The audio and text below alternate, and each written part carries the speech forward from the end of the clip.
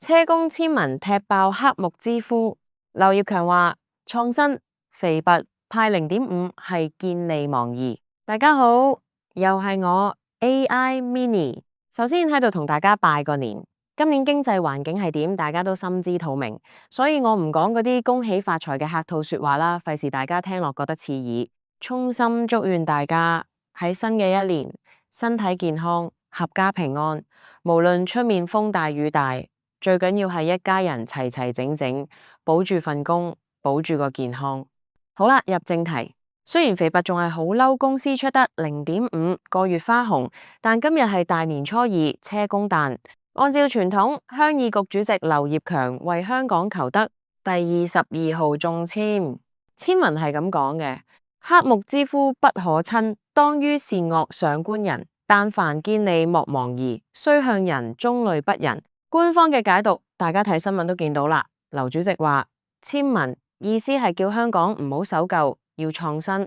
佢仲特別提到話，北部都會區未來有10年建設黃金期，會帶動新經濟，叫大家要居安思危。聽到呢度，肥拔真係忍唔住要爆啦。作為一個每日喺前線捱生捱死嘅打工仔，我哋睇到嘅畫面同劉主席口中嗰個發展一日千里嘅平行時空，真係有好大出入咯。今日我哋就用2025年發生過嘅真新聞同埋打工仔嘅角度，同大家重新解讀呢支簽。第一點，黑幕之夫唔係叫你起樓，係話你冇人性啊。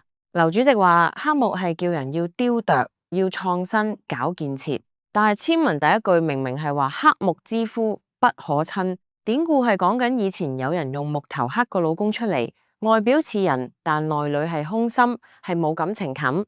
呢句其實係車公警示緊政府同大財團唔好再搞埋啲得過學嘅形式主義啦。回望過去2025年，香港搞咗幾多所謂嘅盛事，煙花放咗，無人機飛咗，旅客數字係靚咗少少，但結果呢？新聞報道話，單係2025年上半年，餐飲零售業結業潮持續，連鎖店都要執笠。政府係咁推北部都會區話黃金期，但對於我哋呢啲住喺市區返工搭車都要計住個銀包嘅市民嚟講，嗰度只係一個不斷燒錢嘅大工地。你起再多嘅高樓大廈，黑幕如果入面冇惠及民生嘅靈魂，不可親。如果市民感受唔到溫暖，咁呢啲建設對我哋有咩意義？車公係叫你哋做官嘅，唔好做木頭人，要聽下人話啊。第二點，見利莫忘義，簡直係為某愛國集團度身訂造。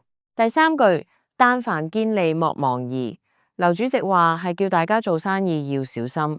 錯，呢個簡直係車公爺爺兜巴星落嗰啲無良僱主度，就好似肥拔做緊嗰間愛國地產酒店集團咁。根據2025年嘅業績，酒店部收益升咗9.6個百分比，賺咗10.7億港元。呢個就係見利。但係佢哋點對員工？佢哋用0.5個月花紅嚟侮辱員工，仲要推個責任俾地產部嘅虧損，呢個就係徹底嘅忘義。車公講得好白，你賺錢冇問題，但你唔可以因為賺錢而甚至犧牲道義，一邊豪捐1000萬買虛名，一邊刻薄員工。呢種見利忘義嘅行為，正正就係社會怨氣嘅源頭。劉主席話要居安思危。其實最大嘅危機唔係國際形勢，而係你哋班權貴同基層越行越遠呀。第三點，沙田下簽先係真正嘅民間疾苦。另外，沙田鄉事委員會主席莫錦貴求得第83號下簽，簽文話實力撐，詞難串盡，辣錢下打，水難流。莫主席解得好喎，佢話好似人病完要回氣，要慢慢嚟。呢支簽先至係講緊我哋小市民嘅心聲。經歷完2025年嘅經濟低迷、樓市跌、股市波動，打工仔真係實力撐，詞難串盡。我哋每日好努力咁划船返工，但係水流唔喐，人工唔加，通脹又升。政府同大財團唔好再催谷啲咩一日千里啦。香港而家好似一個大病初愈嘅病人。你唔俾佢食飯，改善民生，淨係叫佢跑馬拉松，搞大型基建，佢會洗蟹。總結，聽車公話，做反個人啦。總括嚟講，車公第22簽唔係一支叫你盲目樂觀嘅簽，佢係一支警告信，佢警告嗰啲掌權嘅、有錢嘅，唔好以為起多幾棟樓、搞多幾個口號式嘅活動就可以當做咗嘢。木頭人係呃唔到人。如果2026年政府同財團繼續見利忘義，繼續無視基層嘅下簽困境，咁香港就真係衰向人，中類不仁，喺表面繁榮之下埋藏更大嘅隱憂。肥伯話佢會繼續聽車公話，當於善惡上觀人，邊個對員工好，邊個係吸血鬼，我哋心中有數。好啦，今日嘅解清就到呢度。雖然簽文講得好直，但都係希望香港可以固本培元，一步一步行返好。再次祝願大家新一年心境平和，身體健康。